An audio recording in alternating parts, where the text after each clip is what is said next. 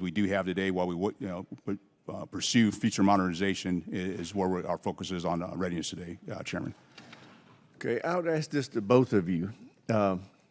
I know you've got to be concerned about this growing cooperation that we're seeing between Russia, China, Iran, and North Korea. Do you feel like that this budget adequately resources our ability to deter their organized and unified aggressive behavior in the coming years? Mr. Secretary. Thanks, Chairman. The growing nexus between the PRC, Russia, and the DPRK and Iran is concerning, and this is something that we are watching very closely. As we look at what Russia is doing, because of the damage that Ukraine inflicted on Russia's land forces, Russia turned then to DPRK for additional munitions and in the form of artillery munitions and missiles. Iran is providing Russia with drone capability, technology, and actual drones themselves, and that's made a difference in Russia's ability to recover from what the damage that Ukraine has inflicted on them. And then North Korea, again, it's becoming more confident because of its affiliation with Putin. So this is very concerning. Something that we're going to have to watch, something that we're going to have to make sure that we have the capability and capacity to work with our allies to continue to deter and continue to promote peace and stability in each of the regions. But to your point, very concerning and something that that we're going to have to stay on top of going forward. So. General Brown. I would echo the Secretary's comments about being very concerning and watching how these countries are working and somewhat interconnected. By the same token, what I have seen in the 7 months, tomorrow will be 7 months I've been in the job. I've engaged about 170 times with my counterparts from around the world. And what I've found is as the world has gotten more complex, the work with our allies and partners has strengthened. We watch how NATO has strengthened. NATO is larger, but as I engage with nations in Europe, they're focused on the Indo-Pacific, and the Indo-Pacific nations are also focused on Europe because all these are it's a global threat to all of us. And that dialogue is definitely increased, and I've seen that happen in the jobs I've held as a senior leader. When you talk to your counterparts around the world, what resources would they like to see us bring to the table as a part of that effort to combat or deter the behavior you just described? Well, what I would highlight is they're concerned about our collective defense industrial base and bringing capability. One thing I do find as I engage around the world is that U.S. capability, U.S. equipment is highly desired. And we've got to be able to provide that capability and equipment, and those are the things that they are keenly interested in. They're also interested in our ability to work and be able to interoperate, even when they have their own defense industrial base that they're also trying to increase as well. And so it's how we work together and to break down barriers, to be able to work across our industries, across our services, or across our governments will be important. Thank you, General. I yield to the ranking member. Thank you, Mr. Chairman. Obviously, there's a ton of topics we could cover. I just want to ask one question, and that is on recruitment and retention. I know, Secretary Austin, this has been a particular focus of yours for some time. Can you update us on how we're doing? Obviously, the pandemic was a huge challenge coming out of that. There have been other challenges. Where are we at, in your opinion, on being able to recruit and retain the service members we need? You're right, sir. COVID really caused us a significant problem in our inability to get into high schools and work the areas that we typically work for recruiting. Post-COVID, we have been able to reverse those trends, get back into the high schools, to advertise in the right markets, to reestablish contacts with centers of influence. Each of the services has made a concerted effort to hire the right kinds of recruiters and put the right kinds of recruiters, out there to represent the services, and that's proving to be very, very helpful. As we look at where we are right now, we see the curves beginning to bend, and in favor of more productivity. I expect that Army, Air Force, Space Force, and the Marines will all make mission this year, just based upon their forecasts. And I attribute that to their hard work. I mean, they've been doing a lot to reverse these trends. And you know, this is the tightest job market that we've seen in a very, very long time. So there are plenty of jobs for people to have or to get, and so this has been very competitive. But I think the services are doing the right thing, and again, I have to attribute this to their hard work and their focus. The senior leaders are focused on this in a major way, and I talk to them about this routinely. On top of that, retention is the highest that it's been in a very, very long time. And so when troops join us, they want to stay with us. And a good part of that is because of what you continue to do to help resource us to provide for them and their families. So. Thank you. General Brown. Well, thank you. As the Secretary highlighted, we do see a positive trend. And since I've been not only as a service chief watching this and coming through COVID and watching the numbers change, but also as a chairman, I've had a chance to sit down and meet with recruiters from all of our services. I've gone to one of our processing centers to take a look and ask questions about the things we can do to increase the throughput through our recruiting stations.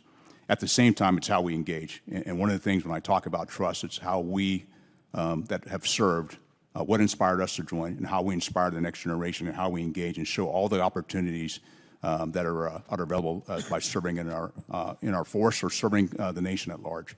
And so we do see some positive trends. And I would also say the same thing with retention. The numbers, we're meeting all of our retention, and we're doing very well there. But we got to continue. We can't rest on our laurels, and that's why the support of this committee and the Congress, particularly as you look at the quality of life, does play a role because it plays a role not just for the member, but it plays a role for their family as well. Absolutely. Thank you very much. I yield back, Mr. Chairman. Chair, now recognize the gentleman from South Carolina, Mr. Wilson. Thank you very much, Mr. Chairman, and thank each of you for being here and your service on behalf of our country. And to me, it's so clear that the primary function of the national government is to do for us what we cannot do for ourselves, and that's national defense. And so your service is more important than ever. And putting that in the context, too, what we're talking about is deterrence of peace through strength. And so what you're doing could not be more important. And I particularly appreciate military service. I have 4 sons who have served in Egypt, Afghanistan, and Iraq. My Navy son, the benefit of military service is so exciting. My son served as a Navy doctor in Naples. I now have 3 grandchildren who speak perfect Italian. So I look at military service as opportunity to serve, but opportunity for fulfilling and meaningful life. And so what you're doing, and I'm so happy to hear about retention being good, Mr. Secretary, that's great. Putting that in perspective, too, your service today is more important than ever.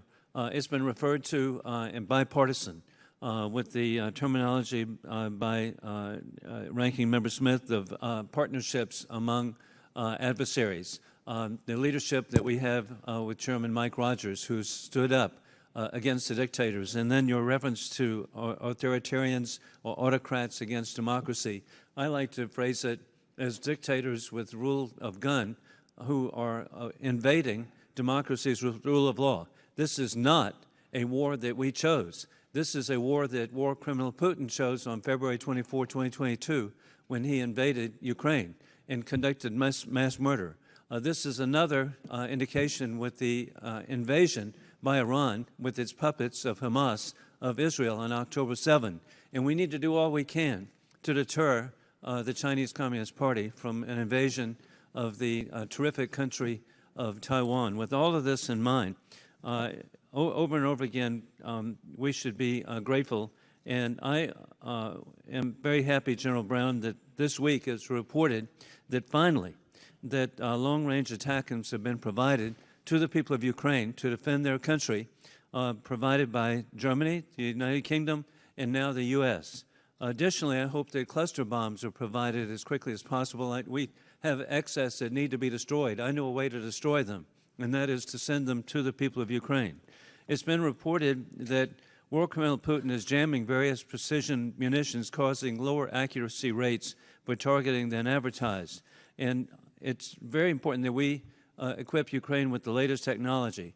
With F-16s being provided to Ukraine by the Netherlands and Denmark, will the department be considering to have joint air-to-surface standoff missiles to be more advanced precision fires of the F-16s in the delivery package to Ukraine? General Brown. Well, as we bring on the F-16s, it's the not only the airplanes, but it's the training of the pilots, also training of the maintenance, but also bring sure we have the weapon system to go with it, and that's part of the conversation we're having with the countries that are not only contributing F-16s, but as part of the Ukraine Defense Contact Group, there is an Air Force coalition that the United States is part of, and that is the dialogue that we're having to not only just get to the airplanes, but also get it to a full capability.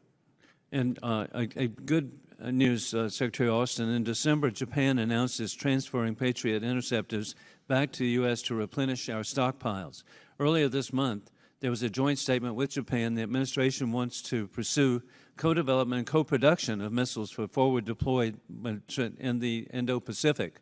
This is great for the Indo-Pacific. It really follows, indeed, NATO coming together with Sweden and Finland, the assistance by the EU, of all people, for the people of Ukraine, for Europe. But with the Indo-Pacific, are there other examples of defense cooperation agreements that can be pursued to deter the dictators who seek to destroy Western civilization? Well, thanks, sir. As you know, we have done a lot of work to strengthen our relationship with the ROK.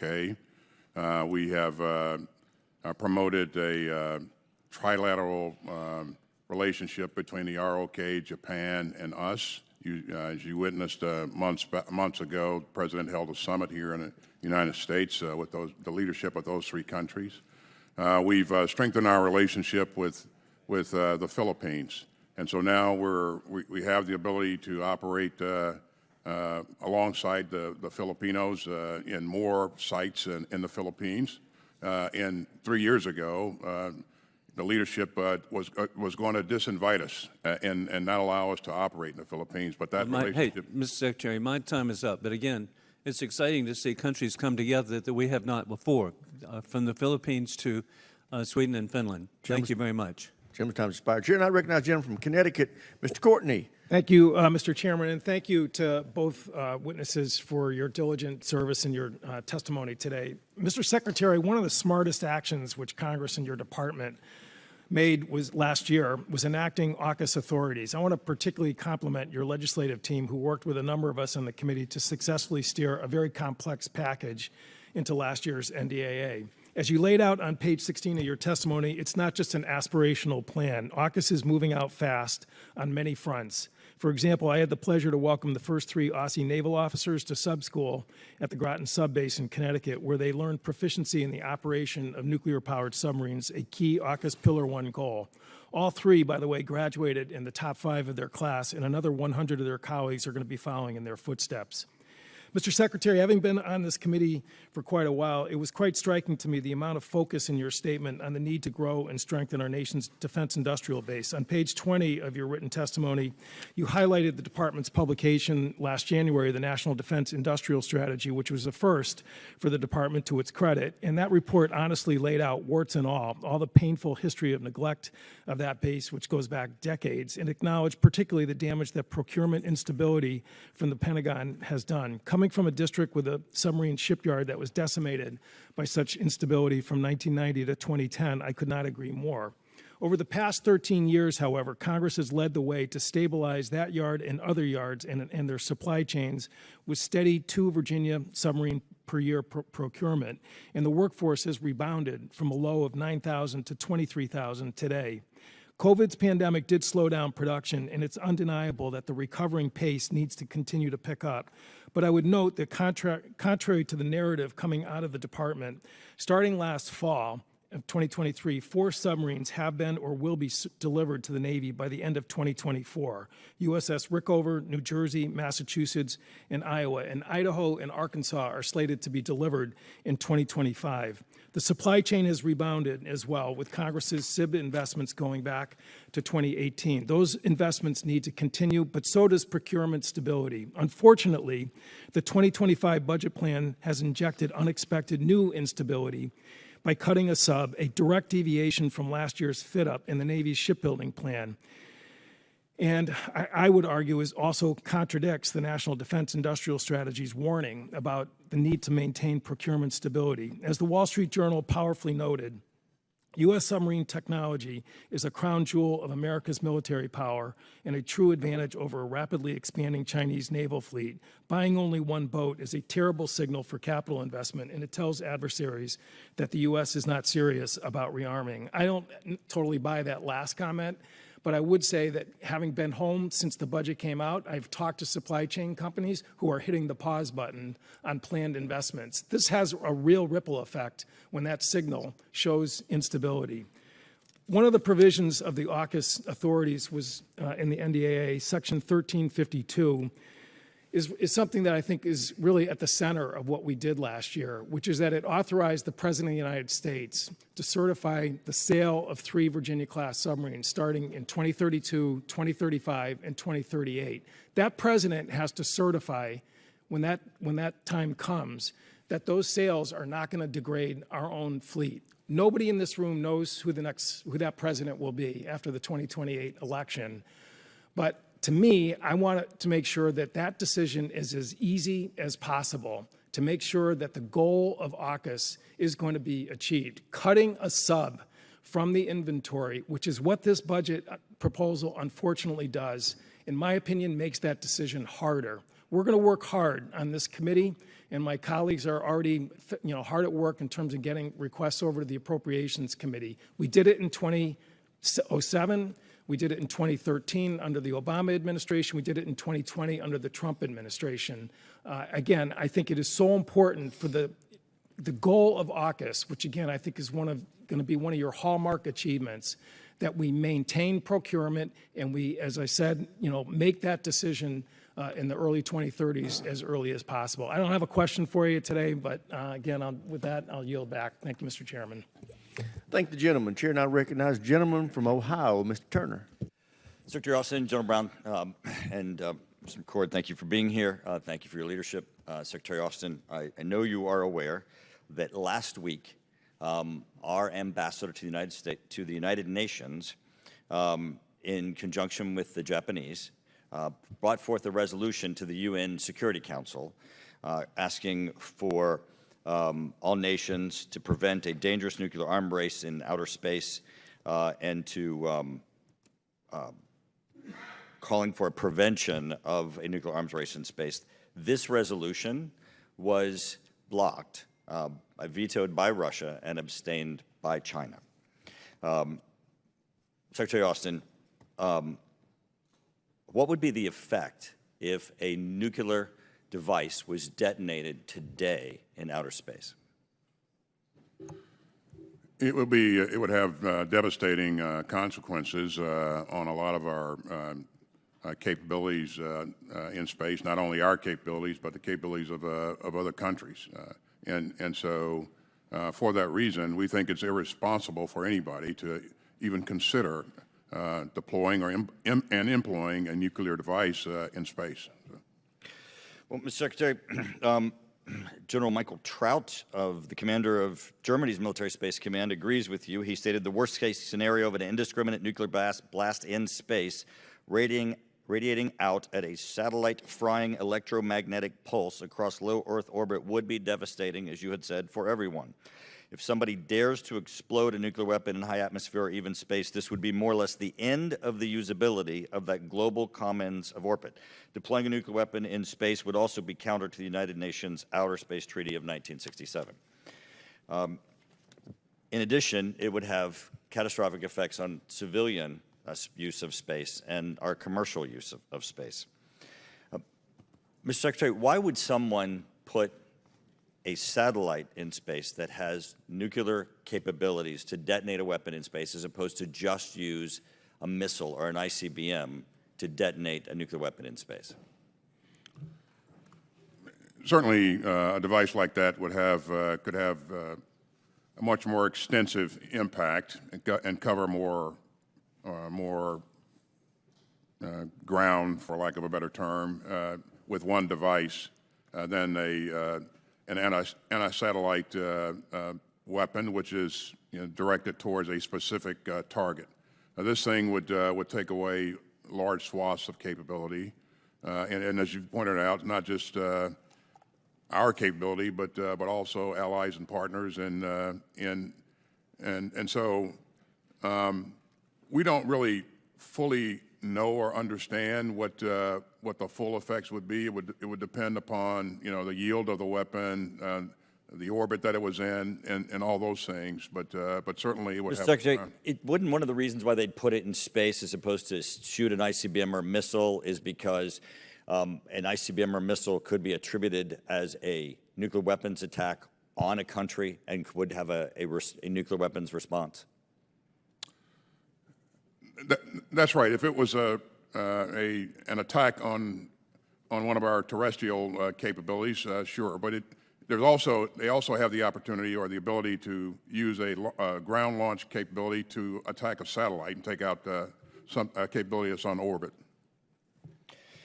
Mr. Secretary, John Plum, the Assistant Secretary of Defense for Space Policy, told reporters on April 5th that Washington was in discussions with Russia about the weapons plans and apparent confirmation that Moscow is at least engaging on the topic. Is Russia developing an anti-satellite weapon with nuclear capabilities? Certainly, I would not want to get into a discussion of intelligence information in an open hearing, but certainly we can have that discussion. Right. So, Mr. Secretary, the reason why I ask you the question and the reason why you're stumbling is because the Biden administration refused to declassify this information. So we're not able to have an open public discussion. But one thing I'm concerned about is that, Mr. Secretary, in your entire written testimony, you never mention anti-satellites as a threat. You certainly don't even mention nuclear weapons as a threat, but the administration's moving forward trying to get the UN Security Council to take action.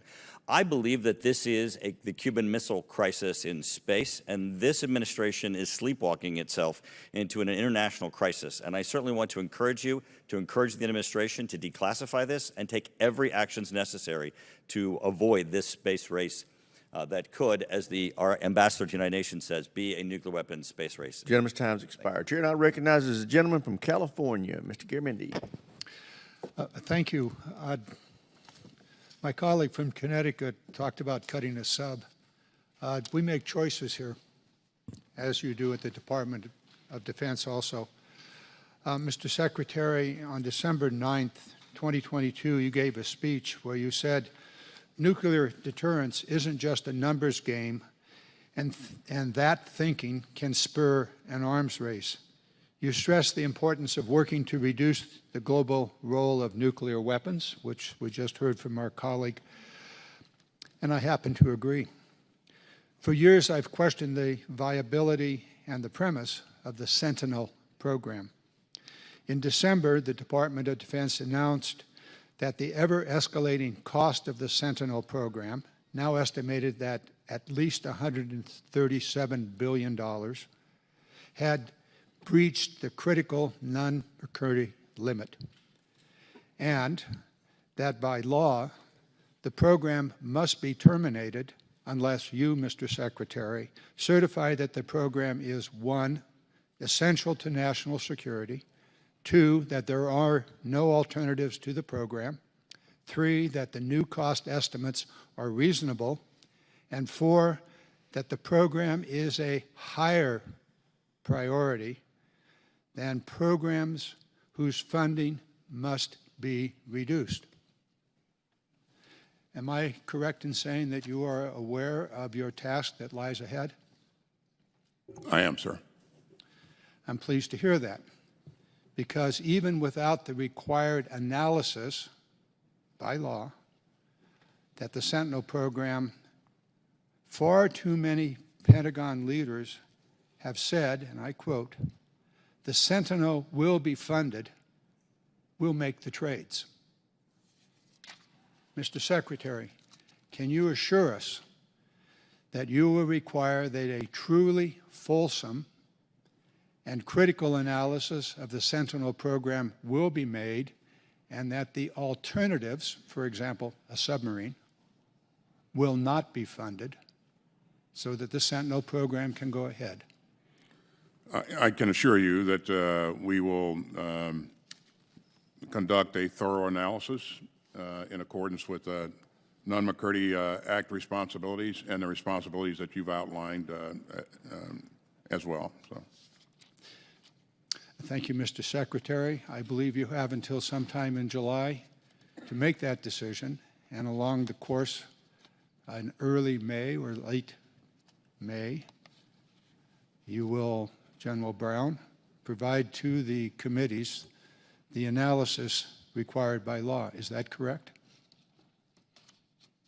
We will. We'll support the timeline to enable the Secretary to make his determination. In your opening remarks, General Brown, you said that, quote, "Our investment in nuclear capabilities reflects a judicious balance between advancing cutting-edge technologies and phasing out legacy capabilities." Fourth grade math would indicate that at $700 million a copy, $137 billion can buy you somewhere more than 120 B-21 bombers complete with an ISRO, or perhaps 7 Columbia-class submarines for $137 billion. Choices to be made here. Is an attack submarine important? Is an additional 120 or so B-21 bombers, complete with an LSRO, important? More important than a Sentinel? Can the Minuteman III be life extended?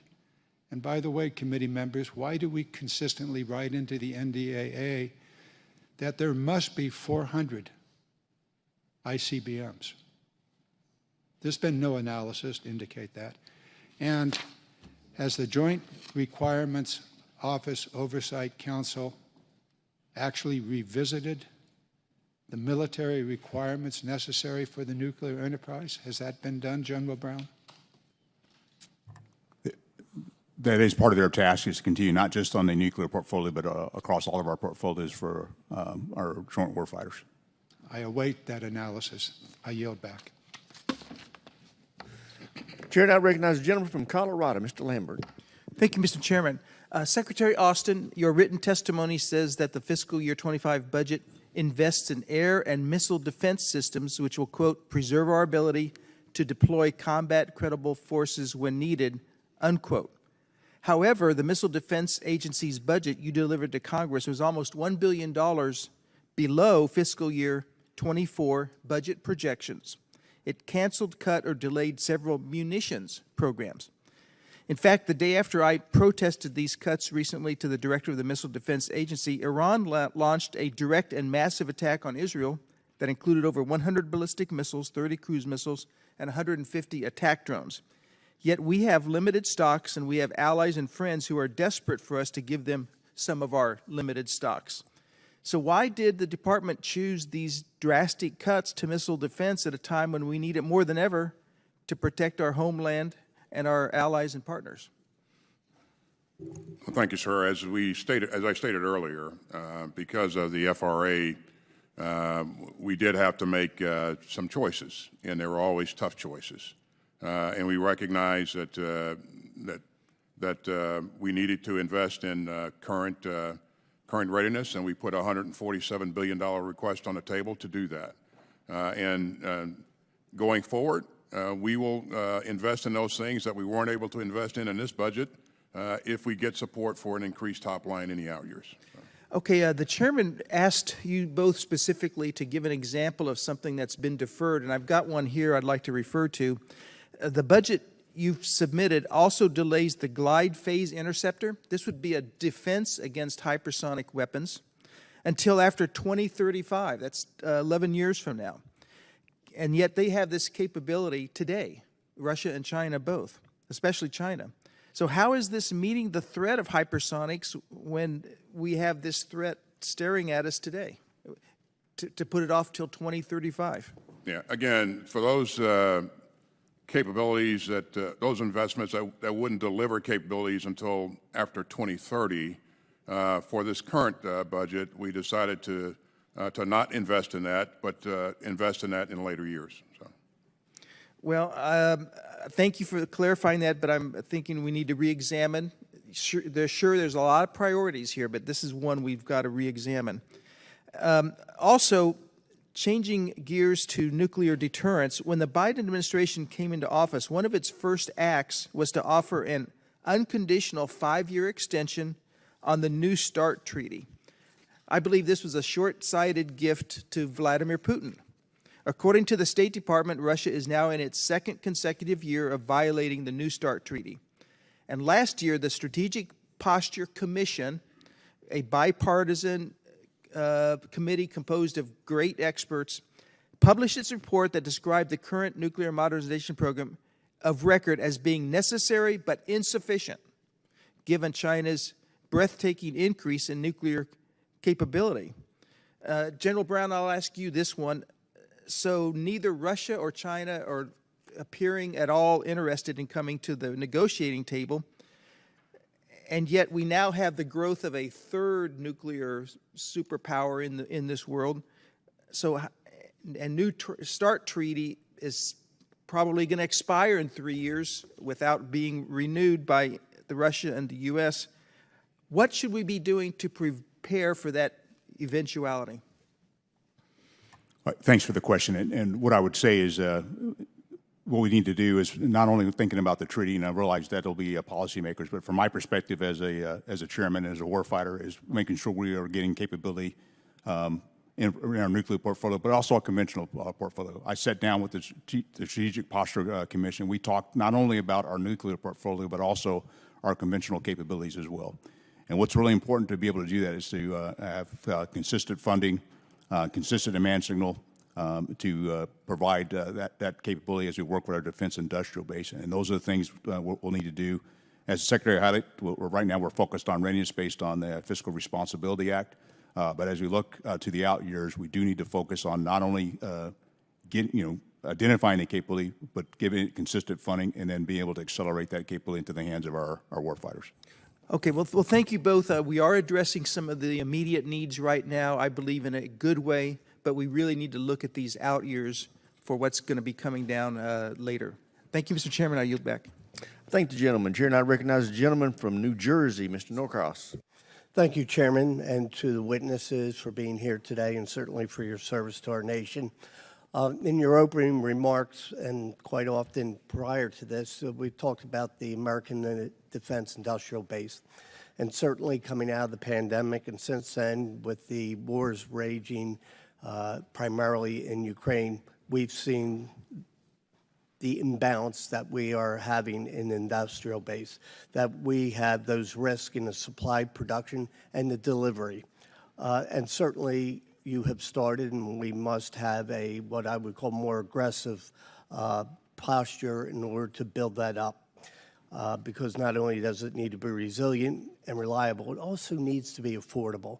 And certainly, starting from behind the finish line, building that up in a quick way is usually not the most efficient.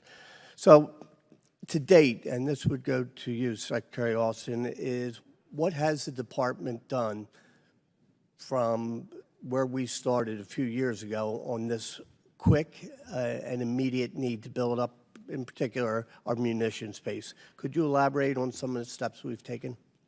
Yeah, in order to maintain our competitive edge, we're going to have to continue to invest in munitions, and we're doing that. We've done that with your help.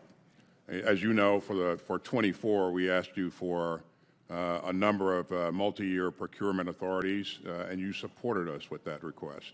And over the last 3 years or so, we've invested north of $75 billion in munitions, which, and it's, I might add, in the supplemental that you just approved for us, there are resources in that supplemental that help, that we apply to the industrial base and help them expand to increase their capacity, so to meet the current demand and the demand in the future.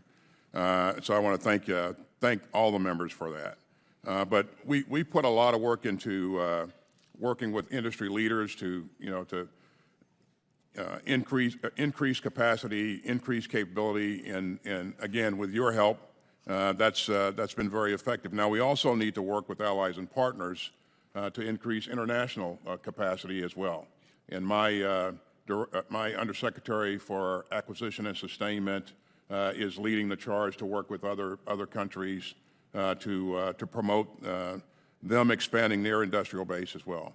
Even after everything is all said and done, as you know, we're going to have to make sure we're producing enough capability to help allies and partners who've dug deep in support of Ukraine and other things, help them replenish their stocks after we've replenished our stocks as well. So.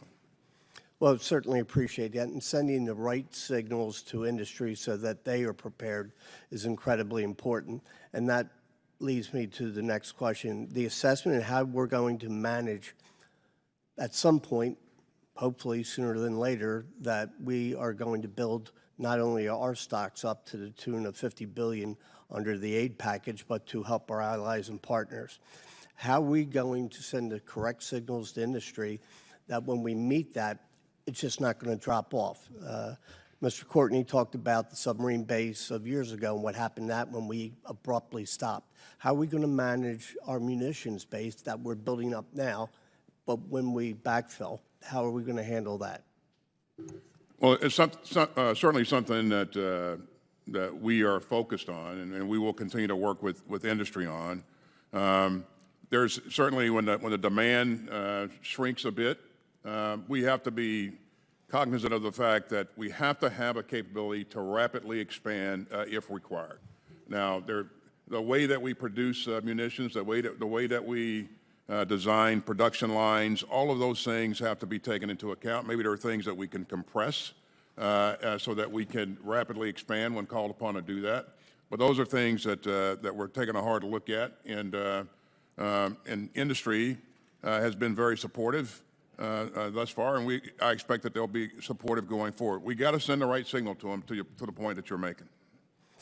Certainly, and we also have to look at the reserve munitions that we've had in the past and say, is that adequate given the way that Ukraine and other areas of the world have really operated in the last 6 months to 2 years? Certainly, that is incredibly important, and I yield back. I thank the gentleman. Chair now recognizes the gentleman for Virginia, Mr. Whitman. Thank you, Mr. Chairman. I'd like to thank our witnesses for joining us today. Thanks so much for your service to our nation. General Brown, I want to discuss the cost and exchange ratios between our weapons and weapons of our adversaries. You know, I've talked all the time about the way we win this competition is we have to get more per our dollar than the Chinese get per their yuan or the Russians get per their ruble. And unfortunately today, that's not the case. I know you've supported CCAs and that sort of accumulation of mass where we can do quickly. I think that is absolutely where we need to be. I want to talk a little bit about the unit costs of where we are today. The unit cost for an SM-6 missile is $4 million. The unit cost for a Shahed 136, the kamikaze-style drone that is being used by Iran against Israel, being used by the Russians against Ukraine, is $50,000 a copy. I'm not a mathematician, but this is not sustainable. I want to show the other slide, too, where we talk about the annual production for SM-6 missiles. United States, we build 125 SM-6 missiles a year. If you look at the production of the Shahed 136, 6,000 a year. I'm not a mathematician, but this math just doesn't add up. There's no way that we can counter, both in mass and in cost, what we're seeing from our adversaries. And this is in many other areas around the world, and we've seen this developing capability.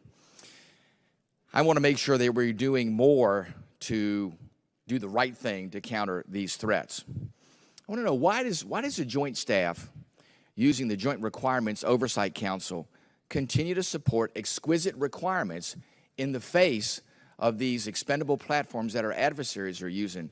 Listen, we're going to go Winchester really fast, not just on ammunition, but also on money. Tell me, how are we getting to a point of where we are able to counter these Class 3 UAVs with mass and affordability? Well, I appreciate your question because I'm in the same spot you are. And that's why I often talk about we have to have capability and capacity. It's one thing to have high-end capability but limited capacity, or low-end capability with a lot of capacity. And we've got to be able to balance across that. And so the examples you used on for the SM6, particularly in you look at the events that happened on the 13th of this month, we used a combination of capabilities to include air-to-air missiles, AIM-9Xs and AIM-120s. And so we got to have a range of capabilities in addition to non-kinetic capability, directed energy. And so that's where my focus is as the chairman. And I am very much focused with the JROC to change that perspective to ensure that we are not just focused on this high-end capability, but we focus on a range of capabilities to ensure we have many opportunities and options that are cost-effective against the threat. Very good. Thank you. Secretary Austin, President Biden has said in the past that we will defend Taiwan if they are attacked by China.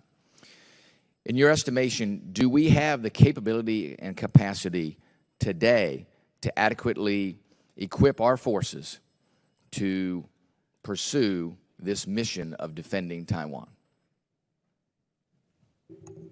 Our military is the most powerful military on the planet, and not only do we have more capability than anyone else, in terms of the ability to use what we have on hand and to integrate fires and to maneuver responsibly and effectively.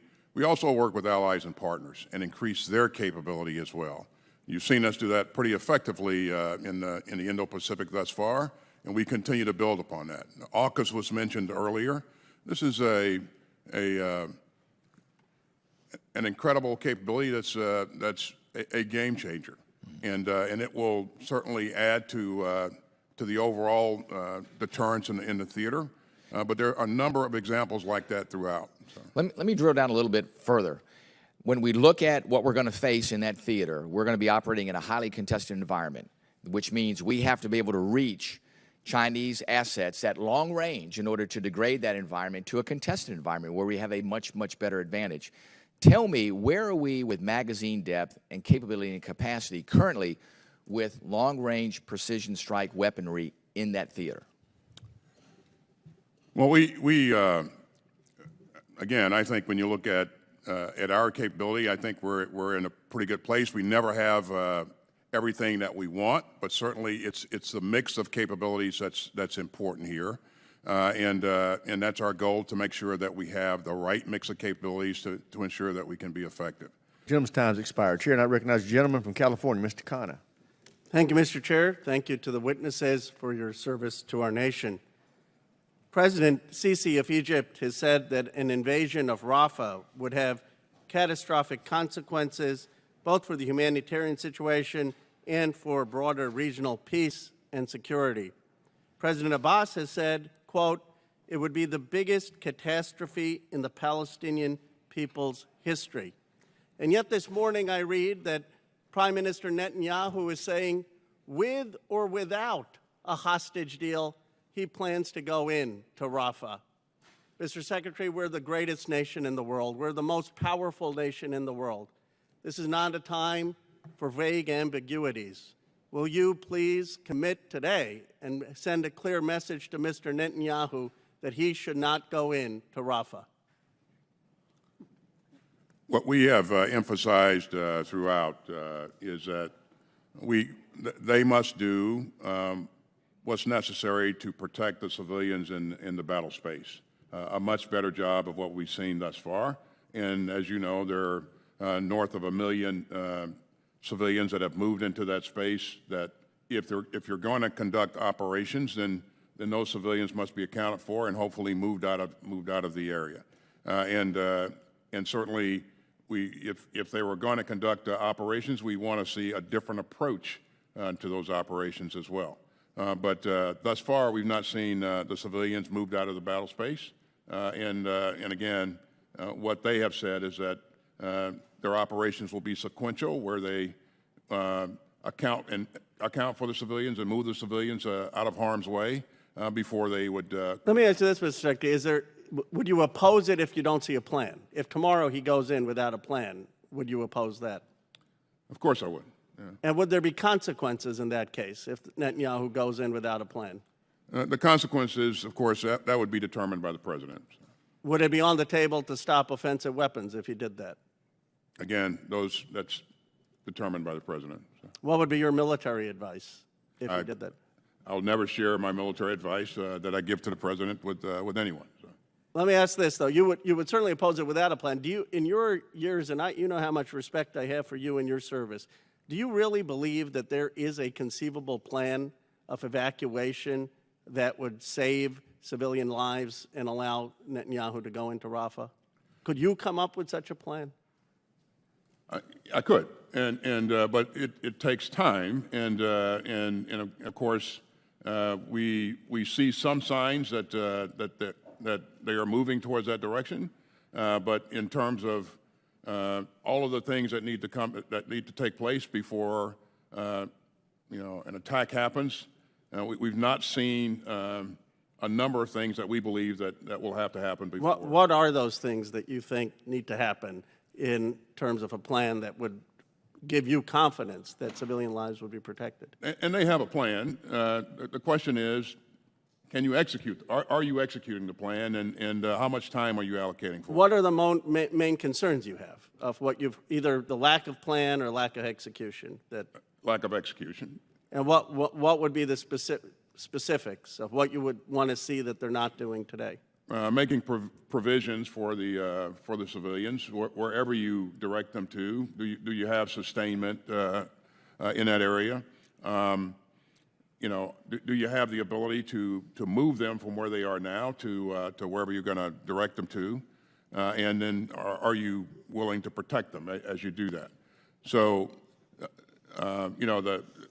the housing, the medical care, all that stuff that needs to be in place. We've seen some signs that some of that's coming together, but clearly not. And where would they move these million people to? So you're saying before they go into Rafah, they would need to move all the million people out of Rafah who are civilians? I doubt that they'll move all of them out, but certainly the preponderance of the people, sure. And they can only go north. Because my time's is almost expired. If there are 300,000 left, I mean, do you have a sense if they were to go in, how many deaths, civilian deaths, we're talking about? Or, I mean, if they were to go in? Well, there have been far too many deaths, civilian deaths already, and we certainly, if they were to go in, we certainly would want to see things done in a much different way. And the number of civilian deaths would depend upon what they're doing and how they're doing it. But again, the two things aren't. Gentleman's time's expired. Chair, and I recognize the gentleman from Georgia, Mr. Scott. Thank you, Mr. Chairman. I ask unanimous consent to submit for the record an article from Financial Times dated April 28th, 2024. Without objection, so ordered. Titled, Western Banks in Russia Paid 800 million euro in taxes to the Kremlin last year. Figures represent a fourfold increase on pre-war levels and come as profits jump at European lenders still in the country. And Mr. McCord, I know you've gotten away without questions, but since your degree is economics and with a master's in public policy, I'm going to come to you with part of this. In this article, one of the paragraphs reads, Western lenders have benefited from the imposition of sanctions on most of the Russian financial sector, which has denied access to the SWIFT international interbank payment system. That made international banks a financial lifeline between Moscow and the West. Secretary Austin, when you started, you said this is a choice between democracy and autocracy. I agree with you 100%. Russia has faced sanctions from the U.S. and our European allies. Those sanctions have in many ways been ignored. India has certainly bought oil from them, skirting sanctions, and we talk about China. We expect that from China. I would have hoped that India would have supported democracy a little better than they have. My question, Secretary McCord, is how do the Department of Defense and U.S. interagency partners and the militaries of our European allies coordinate to ensure the sanctions enforcement? And how does Ukraine win if the sanctions are not enforced and Russia's economy is allowed to continue to grow? Mr. Scott, I would say from the start, the administration's approach on Ukraine has been emphasized interagency. Treasury and state in particular have the lead on some of the items you mentioned, export controls and sanctions. But we have between military assistance, security assistance, economic assistance, humanitarian, export controls, and sanctions, applied that whole of government approach. You're citing, I think, some of the, if you will, human nature problems that you have of incentives around the world to try and evade these for individualized gain, perhaps. But I know that Treasury in particular has worked hard to have an effective regime on the front. Half my time's gone, Mr. McCord. I appreciate your answer. I respectfully disagree with you. I think that the Biden administration could have done more to enforce the sanctions, and I think that our European partners could have done more to enforce the sanctions, and I think that if Russia's economy was not growing, then Russia would not have been able to reconstitute its military and its military industrial base the way they would have, and it would not be costing the Ukrainians what it is in people, and it would not be costing the world what it is in support financially and with weapons if the sanctions had been enforced. General Brown, what is the impact on the battle space when sanctions are not enforced?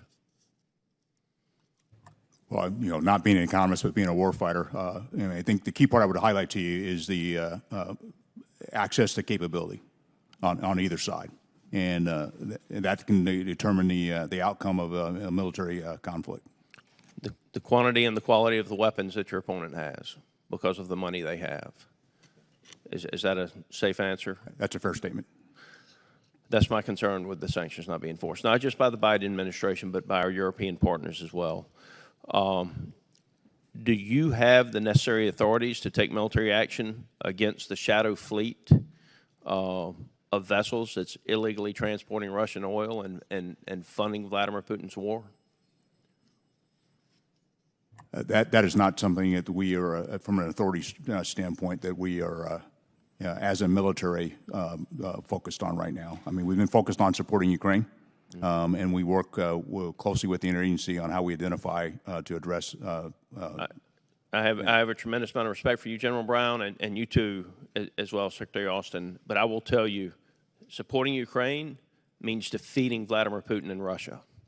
And if we're going to defeat Vladimir Putin in Russia, then we have to do two things. One is we have to enforce the sanctions so that his economy will fail and he cannot continue to reconstitute his military and build the weapons that he is and supply the weapons that he is.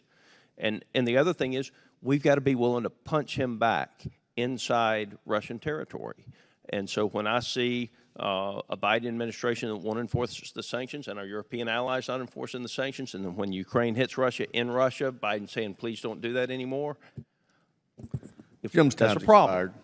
Chair now recognizes the gentleman from Massachusetts, Mr. Keating. Thank you, Mr. Chairman. I want to thank our country's leaders in defense for their service.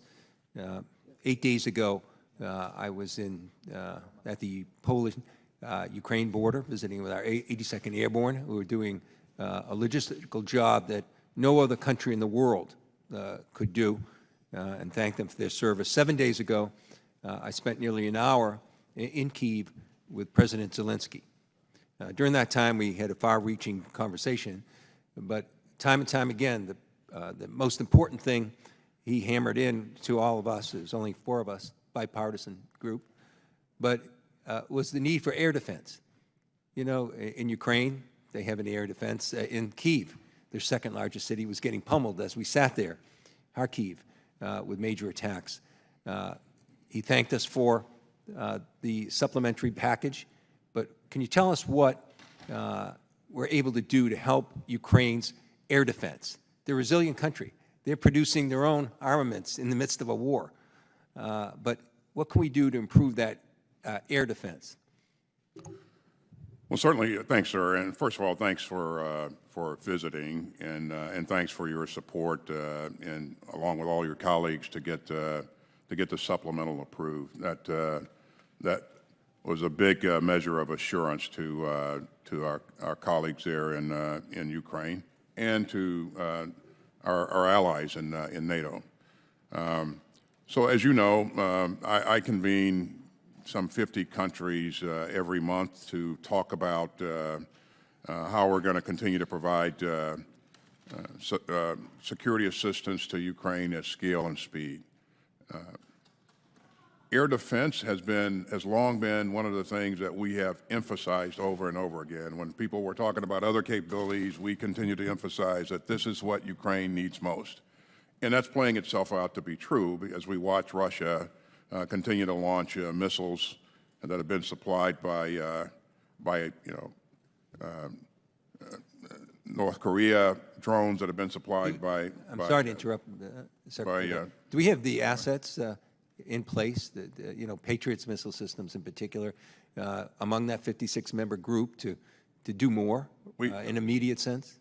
There are countries that have Patriots, and so what we're doing is continuing to engage those countries. I have talked to the leaders of several countries, myself, here in the last 2 weeks, encouraging them to give up more capability or provide more capability, and so we're going to stay with this. And I talk to the Minister of Defense of Ukraine every week. And so he is clearly aware of what we're doing, engaging others, and looking around the world to try to get additional capability. But well, you have our commitment and my commitment as I talk to our allied leaders, which I do several of them every week in my 2 capacities in committees. So I'll continue to emphasize to them the importance of doing that too. One other quick question, just to expand a little bit on what Representative Khanna had just said. Few people in the world, I think, know as much as you do about the difficulties and challenges of urban warfare. I believe you have, and I know the President has talked about lessons learned that we've learned as a country ourselves. You talked about some of the military logistical issues. Can you just briefly, in the short time here, there are other issues too in lessons learned in those types of warfare situations, and they affect the civilian population too. Can you just briefly tell us what you've learned? It's clearly one of the lessons that we've learned is that you have to make sure you're doing all you can to protect civilians, and because if you don't, then you'll create a longer-term problem for yourself as some of those civilians then turn against you in the future. And so we've emphasized that a number of times to our colleagues and continue to do so. And I talked to my counterpart in Israel on a weekly basis. We've talked some 40 times since 40-plus times since October 7th. And these are things that we continue to hammer home. But yeah, I think it's an imperative. Yeah, and I must say, your constant efforts all through this, given the fact you overcame some of your own health issues, is really extraordinary. And I want to thank you for that, and I yield back. Chair now recognizes the gentleman from Tennessee, Dr. Desjardins. Thank you, Chairman. I thank the witnesses for their service and appearing here today. General Brown, has the need for land-based leg of the nuclear triad decreased since the decision was made in 2014 to recapitalize the ICBM fleet? No, it is not. Okay. Since that time, China has undertaken what multiple STRATCOM commanders have described as a breathtaking expansion of their nuclear arsenal, including a massive investment in silo-based ICBMs. Do you think that that strengthens the case for modernizing our ICBM fleet? It does, and I would say just when you think about our complete nuclear portfolio, not only our ICBMs, but also with our maritime-based capabilities, but also our bombers, all those play a role. Particularly when you think about the aspect of not only you have a PRC that's advancing, but you also have Russia as a nuclear threat as well. Okay, so to be clear, it's your best military device that will need an ICBM capability for the foreseeable future. Is that correct? It is, because that it's all part of the triad, and each part of the triad actually plays a key role to ensure that we're able to not only our strategic deterrence, but the extended deterrence it provides for our allies and partners as well. Okay, thank you. Secretary Austin, I agree with your sentiments that Ukraine is morally right in its resistance against Vladimir Putin and the Russian army. However, I don't think that alone should guarantee United States assistance to carry on this fight in perpetuity without any clear, coherent plan or strategy. And these feelings are shared by my constituents in Tennessee, and I think their frustration is building as the question of what the end game is here continues to go unanswered. Can you help us today describe how things are going to turn out better in the upcoming 8 months? We're over 2 years into this war. We've contributed a lot of money. We've just approved another $61 billion. How do you see this playing out over the next 6 or 8 months? Yeah, thank you, sir, and thanks for your support with the supplemental. We've been clear from the very beginning that what we want to see is a democratic, independent, and sovereign Ukraine that has the means to defend itself and deter aggression going forward. Now, there are some things in the immediate term that I believe that Ukraine needs to be able to do. One is to maintain access to the Black Sea because, as you've seen here recently, they have managed to continue to export grain, using the Black Sea corridor. They also have to defend in the north and east, where we see Russia mounting increased small attacks and probably maybe are looking to mount a larger attack in the north and east. That's their industrial base, so they have to support that. And then the third thing I think they need to do is to place additional pressure on Crimea. As you know, Russia is using Crimea as kind of a transit zone to push up supplies and personnel in support of their efforts in southern Ukraine and eastern Ukraine.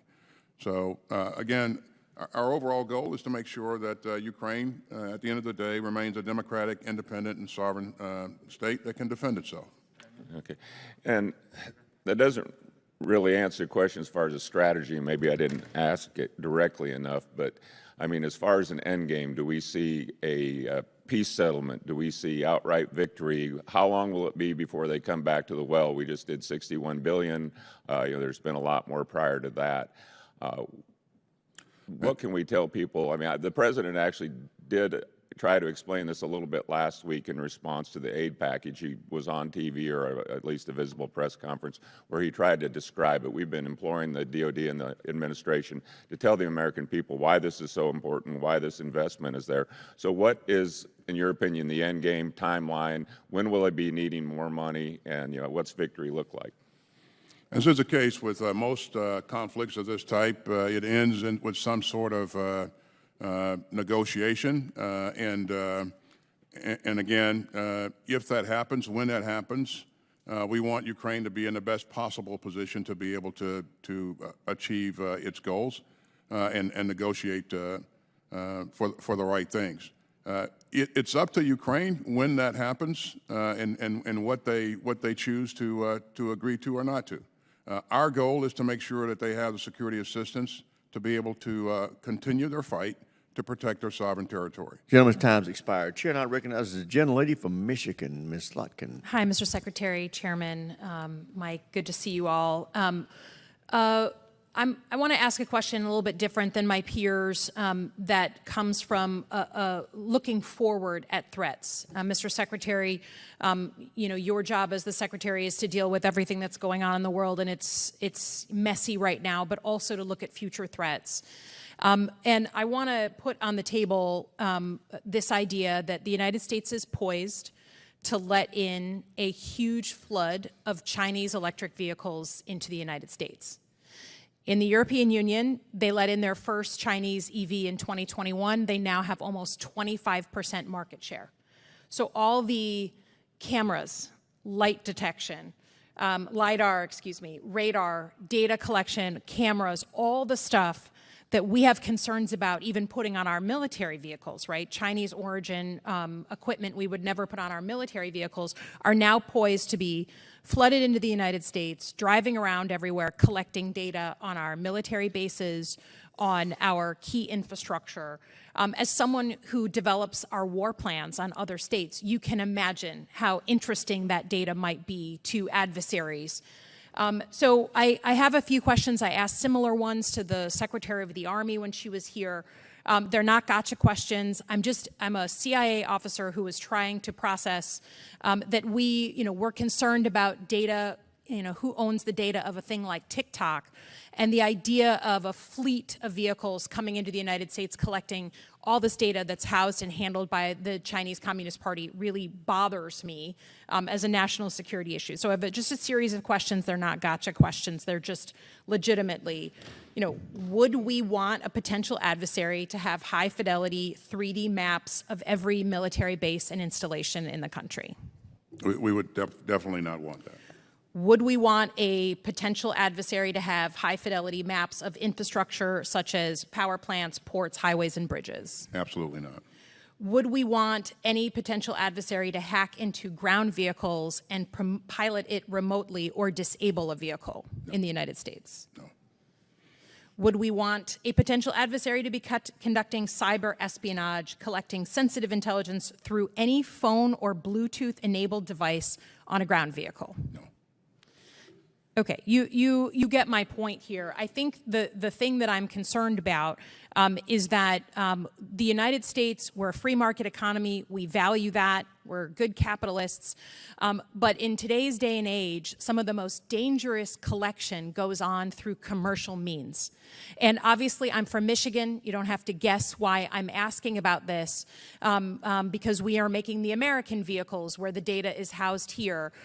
We asked for a report from the Department of Defense a year ago about the national security implications of Chinese connected vehicles. We have not gotten that report.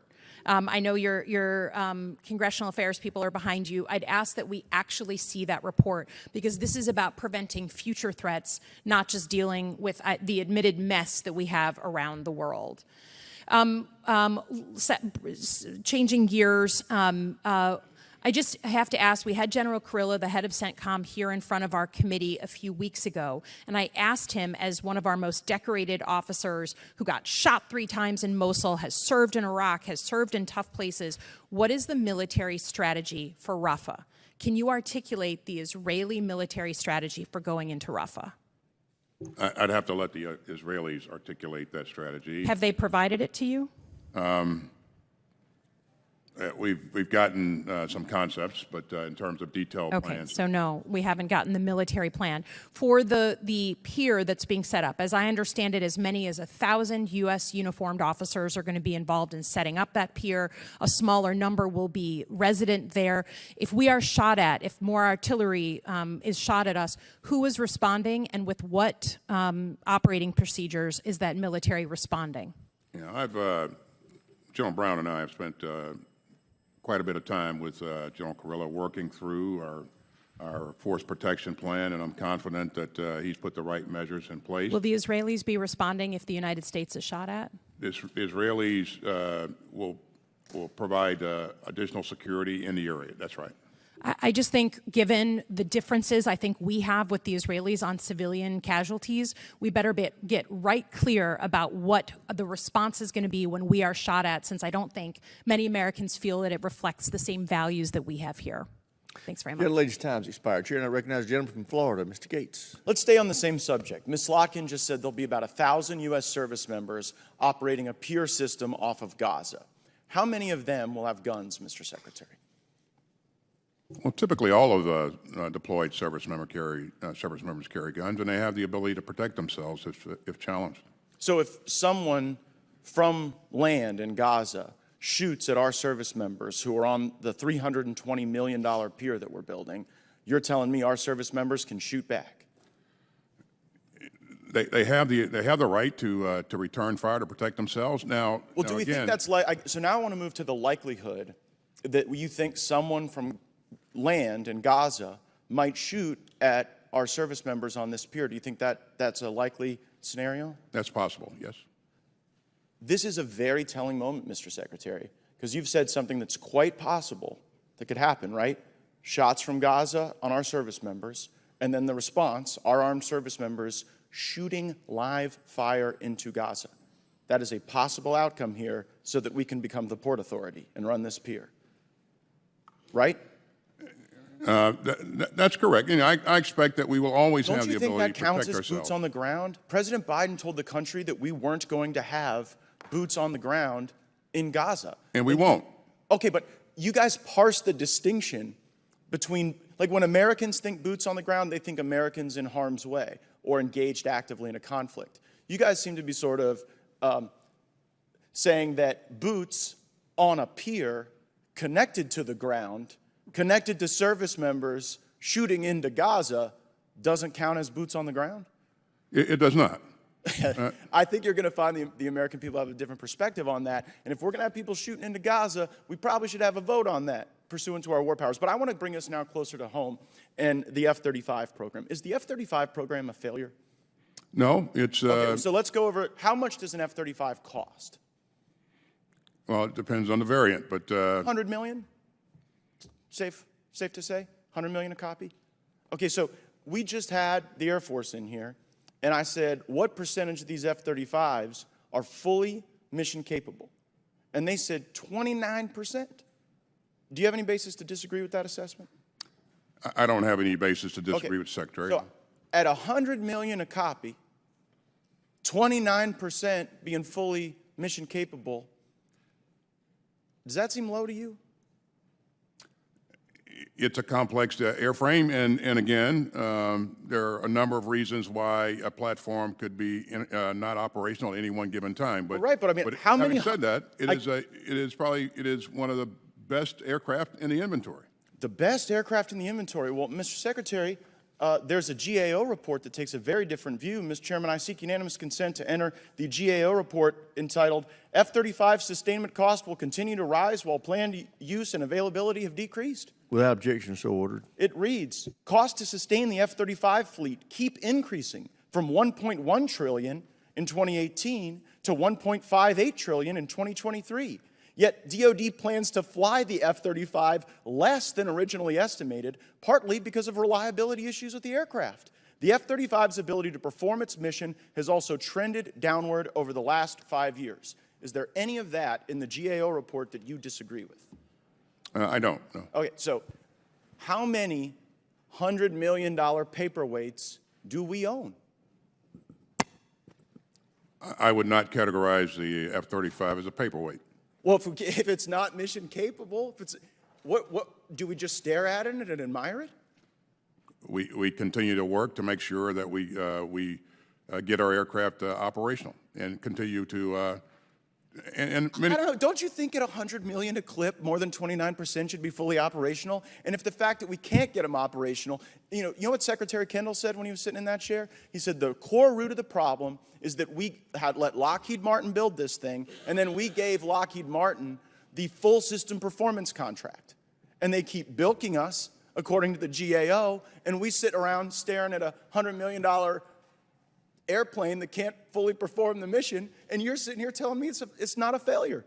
Just own up to it, Mr. Secretary. Just say, this airframe has not delivered, it's too costly, it's not being utilized as we should, and we should never again make the mistake of doing a full system performance contract with the very person who built the aircraft. Could we agree to that? I agree. In the future, we should have a different approach. I'm sure that Secretary Kendall also I told think you the committee is going the to help things you that he move was to doing that to get different the approach quite quickly. Yeah. Gentleman's time's expired. Let me give people our situational awareness. Votes have been called. There is a series of 9 votes. 6 amendment votes are 2 minutes.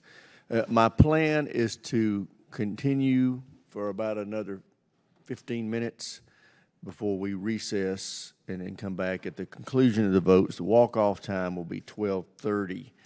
With that, Chair, I recognize the gentleman from Massachusetts, Mr. Moulton. Thank you, Mr. Chairman. Mr. Secretary, you said your budget priorities are near-term readiness, modernization, and support for troops and families. Those absolutely seem like the right priorities for me.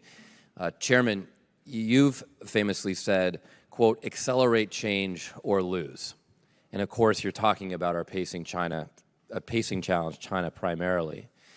But Mr. Secretary, you also explained that your budget, quote, dials back some modernization. Now, how is that compatible with accelerate change or lose? So those platforms that won't deliver capability before 2030 are the ones that we chose not to invest in this budget. Now, we recognize that we will invest in those programs in the out years, and that'll require an increase in the top line.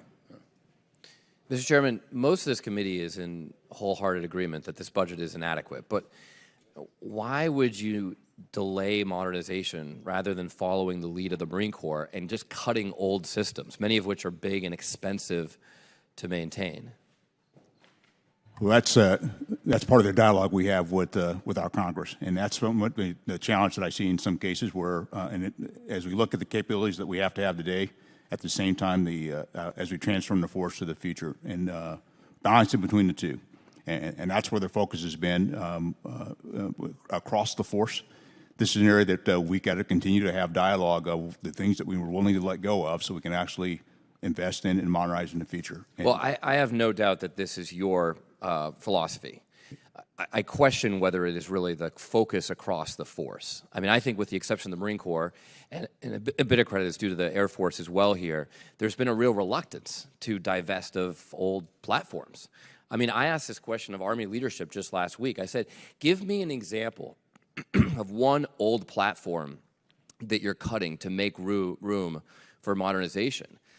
And the Secretary of the Army used the Future Reconnaissance Attack Aircraft, a future capability. She's talking about cutting a future capability.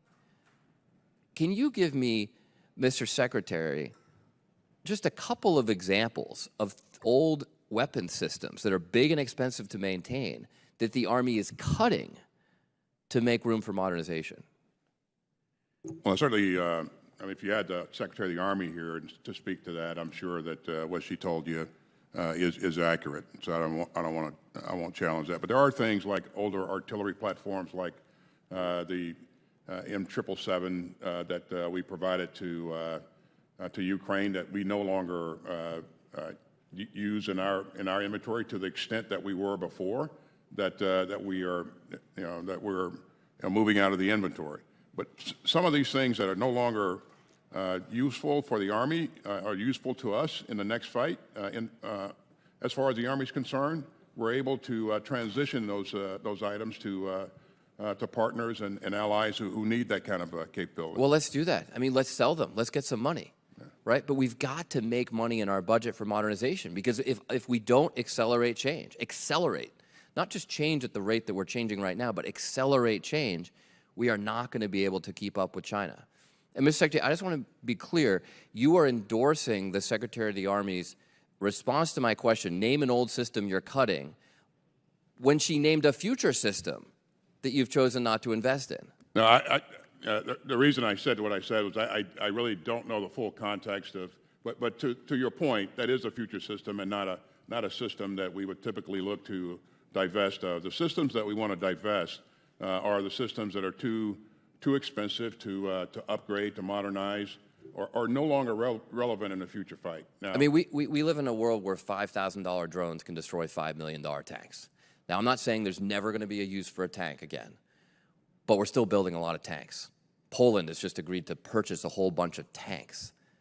I don't know what nation they plan to invade with these largely offensive weapons, but that doesn't seem like a very wise investment for us or our allies. So I would just encourage you. I know there are a lot of tank supporters in Congress. There are a lot of F-35 supporters in Congress. But you've got to come to us with tough cuts, because coming here and just saying we can't modernize is not acceptable. Replicator is a good example of a revolutionary change. But when they came before the committee, I asked them, Ukraine is innovating a lot on drones. Just tell me, when is Replicator program, with our GDP, going to catch up with Ukraine that has 0.7% of our GDP? And they said, at the present pace, we're not. We can't beat China at that rate. Gentleman's time's expired. Chair, and I recognize the gentleman from Nebraska, Mr. Bacon. Thank you, Chairman Rogers, and thank you to all three of you for being here today. I want to congratulate General Brown on becoming chairman. We were colonels together, 1-stars, and base commanders in Europe, so congratulations. My first question is to Secretary Austin concerning the Ukrainian aid. Is it the administration's plan to send long-range ATACMS to Ukraine? I hope it's yes. We have already done that, sir. Already done it, so, but the intention is to keep sending more. Well, we will provide as much capability as we can. Okay. I think that we want to ensure that we're sending difference makers. They're not feeding into the gridlock from my perspective. General Brown, I want to talk about nuclear survivability. You know, for 29 years, we flew the Looking Glass 24 hours a day with a general on board that could take over our nuclear forces of the White House, the Pentagon, or Stratcom was hit. In 1990, we stopped flying that mission and had it on ground alert primarily. We think the threats are back to what they used to be with the behavior of Russia and the behavior of China. And now we have weapons that can strike us in 15 minutes, so we think it's even more imperative to have this capability. What are the plans to bolster our nuclear command and control survivability? This is Representative, it's an ongoing conversation about how we advance our nuclear command and control and maintain that nuclear command and control in the environment we're operating in today, particularly against the threat. I would also say as we advance in technology, there's also opportunities to change that approach as well. And so that's where our focus areas are as we look at combined joint all-domain command and control, how that also feeds into our new command and control as well. I know there's alternative ways to provide that same capability, but my impression has been this has been under discussion for years now. I think at some point we need to resolve it and have a plan so that we can, and it's not really for us, it's for Russia and China to know that no matter what they do, they can't catch us asleep and can't decapitate us. And so it seems to me that we should have a plan soon, because I just feel like this has been an ongoing discussion of what we should be doing. So I just want to submit that to you. Back to you, Secretary Austin, on Taiwan. Deterrence starts today, and I'm under the impression we're being told that there's a huge backlog of weapons that we owe Taiwan. One report was $20 billion. What are we doing to expedite getting these weapons to Taiwan? Well, I stood up a Tiger team to address this issue as soon as we came on board, figure out what the nature of the backlogs was, and then what are the things that we can do to work through those backlogs and get this capability to Taiwan and others, quite frankly, as quickly as possible. They came up with a number of insights. That task force still exists, by the way, and my challenge to them is to continue to work through challenges and obstacles to make sure that we're moving as rapidly as possible. As you know, sir, there are a number of things that go into this equation. You know, industry, industrial issues and challenges. You know, you name it. But again, I think we have been able to move some things forward a bit faster. But this work needs to continue on. We're going to reduce the backlog. I can't predict to you exactly when that's going to be, but I think you know, it's a thing that we'll stay focused on. So. Yeah, day one of the war is too late, and we just know the best way to stop it is sea mines, harpoon missiles, long-range air defense, and so I think, you know, obviously it's imperative that we expedite those deliveries. My last thing I would like to point out to Secretary Austin, or at least discuss. We put 31 recommendations together to improve quality of life in the military. One of them was a targeted pay raise for E1 through E4. And yet some of the leaders in OSD, I'm not saying yourself, pushed back on that, saying the pay is adequate. But yet we have good evidence that many of our junior enlists are on food stamps, relying on food banks. And we just think we got to do better. And there was an article that came out today, or it was yesterday, that fast food restaurants are paying more than our E4s are getting, who are not married. So we hope that we'll have your support for a targeted pay raise for E1 through E4. And with like 15 seconds left, would you care to comment? Well, I want to thank you for the support that you've given us to date. You know, I asked you for a 4.6% pay raise, for the force in 23. You supported us. In 24, the budget that was just appropriated, we asked you for a 5.2% pay raise. You supported us for that. That's Gentleman's the time's largest pay raise expired. in 20 Chair years. now recognizes the gentlelady from New Jersey. My intent is to recognize the gentlelady from New Jersey and the gentleman from Indiana, and then we will recess till about 12:35. Thank you, Mr. Chair. Chairman. And Mr. Secretary General Brown, thank you for coming today. I'd like to start off because in February, I went with a Haas Codel to Rafah, in part to see what was going on because of the concerns over the building humanitarian crisis in Gaza. We then went to see Netanyahu, and I said to him at that time that there was a growing humanitarian crisis which he needed to address urgently. I encouraged him to open up the Erez crossing, to get more humanitarian aid into Gaza. He did not address this in any marked way until the World Central Kitchen bombing in April. At that time, he did begin to address it, but still not nearly enough to stop the ongoing crisis moving into famine in certain parts of Israel. So part of National Security Memorandum 20's requirement is that the DoD weigh in on Israel's certification that they are addressing this humanitarian crisis. And that's coming up in a little bit over a week, as I understand it. Mr. Secretary, can you tell me about your conversations with the Israelis, your discussions about our values and why this is critical, and what the response has been? Well, this is a point I make frequently with my counterpart, and encourage them to do everything that they possibly can to protect the civilians in the battle space and use the weapons appropriately. Now, this is a professional military, and my expectation and the expectation of our government is that they do in fact do that. So this is again, to answer your question, a conversation that we frequently have, and again, we'll continue to have those conversations because it's really important. In terms of, our assessment, the assessment that's upcoming, as you know, the state is working on that assessment, and I'll confer with Secretary Blinken at some point, but we've not had that conversation yet. So. And along the same topic, we continue to hear Netanyahu say he's invading Rafah. The president continues to push back against that.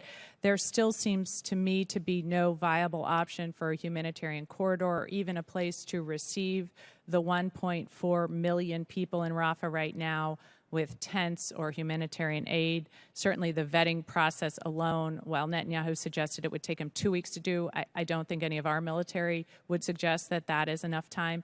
Can you talk about any discussions you've had with the Israelis regarding Rafah, and what you believe their war plan there is right now? Again, I emphasized a number of times that they must do what's necessary to take care of these civilians that are not combatants and move them out of the battle space and take care of them wherever you move them to. And you have to allow sufficient time to do that appropriately. And we've had that conversation a number of times. I have seen them put some things in place, but you and I know that there's a lot more that needs to be done before, we can say that they've accounted for these civilians and taken care of them. I've also asked them to do things sequentially. So that must be the first thing that must be done before they consider any other military operations. So. Thank you. And then changing topic, I've grown increasingly concerned because we've seen some of the Supreme Court cases on abortion, and recently one of those has been EMTALA, the Emergency Medical Treatment and Labor Act, and Title X does not cover that. Title X does not cover what EMTALA calls stabilizing care for our civilian facilities, meaning it's not just the health, it's not just the life of the mother, it's the health of the mother. I remain concerned that our servicewomen are not being given the opportunity or the protections of their health. And that means that in these hospitals, their reproductive organs are not protected. So in other words, the doctors are not required to give them treatment simply to preserve their ability to have children in the future. Have you looked into this, and are we taking any further steps to protect our service women and give them better reproductive health care? No, we've not, the reproductive health care policy that we have in place does not specifically address the issue that you raised, but it's a valid issue for sure. I would recommend you get her an answer for the record, because we got to go to Mr. Banks. Gentlelady's time's expired. Gentleman from Indiana is recognized. General Brown, according to the Blue Star Family's 2023 annual survey of military families, trust in the military is down to the lowest that it's been in 20 years, down sharply nearly 20% since President Biden took office. The poll also says that only 32% of military families would recommend service to a relative. That's down 55% since 2016. The National Independent Panel on Military Service and Readiness poll says that 68% of active military members have witnessed the politicization of the military. And the Reagan Institute poll in November of 2022 says that only 48% of Americans had a, quote, a great deal of trust in the military, down from 70% in 2018. What do you attribute that to? Well, I appreciate the question, and I'm not sure what I attribute it to. But one of the things I'm focused on, and I highlighted in my message to the Joint Forces, trust is the foundation of our profession. And what I'm focused on is, as a chairman, is that our trust goes through our members, to their families, our local leadership, and to the nation. You would agree those are disappointing numbers, startling, if they are true, really fact? I will tell you that, as a senior military officer, I want the nation to trust us. And when I see numbers like that, it is disappointing. And my goal is to lead by example. General Milley testified in this room that, quote, I want to understand white rage. What is it that caused thousands of people to assault this building and try to overturn the Constitution of the United States? What do you think he meant by that, and was it appropriate? I don't know what he meant by it. Was it appropriate? I'm not going to comment on it. General Milley confirmed that he secretly called Speaker Pelosi about President Trump's mental fitness and nuclear command authority. Do you think that's acceptable conduct of someone in your position? Well, I'll tell you, in my position, what I will continue to do is provide professional military advice. Would you ever be open to a call with Speaker Johnson about President Biden's mental fitness? When I talk to Speaker Johnson, I'll talk to him about the things that are tied to my making military advice. It wouldn't be appropriate, though, would it? Someone in your position. I'd focus on providing military advice. General Milley told his aides that President Trump was preaching, quote, the gospel of the Führer. Do you think it's okay for the chairman of the Joint Chiefs to compare the commander-in-chief to Hitler? In my position, I would... Really? Yes or no, General? No. Is that appropriate? It's not appropriate. General Milley testified in a question to me that he, quote, does interviews regularly with print media, books, documentaries, videos on TV because, quote, it is a part of a senior official's job. Do you agree that talking that frequently to the media is part of your job? Do you talk regularly off the record to book authors? Since I've been in this position, I haven't talked to a book author, but I do talk to the media off the record. Okay. General Milley testified to the Senate that he talks to the media, quote, 2, 3, 4 times a week, and that it is, quote, very important to make sure that senior officials talk to the media. Do you talk to the media 4 times a week? Not quite that frequently, no. During his farewell address in reference to President Trump, General Milley said, quote, we don't take an oath to a wannabe dictator. Do you think it's acceptable to cause the current commander-in-chief a wannabe dictator? I choose my words wisely. It's not appropriate, is it, no, to call the commander-in-chief a wannabe dictator? Your term ends in October of 2027. There's a presidential election coming up. The current president might win. The former president might win. That's why this matters. And the politicization of the military is something that I think all Americans care deeply about, because it contributes to that decline in the public trust. It contributes to that historic recruitment crisis that we find ourselves in today. And I'm just curious, General, I've always wanted to ask you, how can we repair the damage done by your predecessor, who will always have a reputation as perhaps the most political general that's ever sat in the position that you sit in today? Well, what I'll focus on is, leading by example, knowing and following what's expected of us as military members, and staying true to my oath. I think it's really important. Thank you. I yield back. I thank the gentleman. As I said earlier, we will now recess for votes. My plan is, as we walk off the floor at 12:30, we'll reconvene approximately 12:40.